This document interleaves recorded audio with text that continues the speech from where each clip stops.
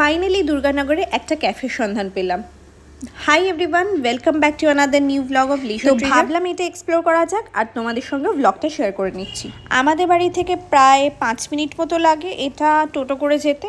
তো পৌঁছে গেলাম আমরা বাদাম ক্যাফেতে, যেটার সন্ধান আমরা অনলাইন থেকেই পেয়েছিলাম।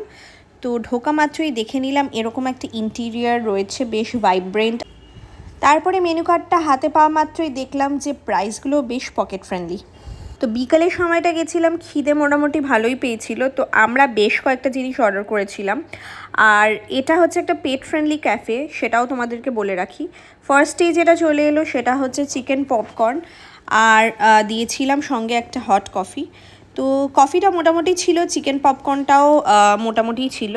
তারপরে যেটা এলো সেটা হচ্ছে চিকেন বার্গার, যেটার প্যাটিটা খুবই টেস্টি আর খুবই সুন্দর ছিল খেতে। আমাদের দুজনেরই এটা খুবই ভালো লেগেছে অ্যান্ড ওয়ার্থ দ্য প্রাইস। তারপরে অর্ডার করেছিলাম চিকেন স্যান্ডউইচ, যেটার ফিলিংটা যথেষ্ট ফিলিং ছিল, বাট আমার মনে হয়েছে আর একটু স্পাইসি হলে আমার খেতে আরেকটু বেশি ভালো লাগতো।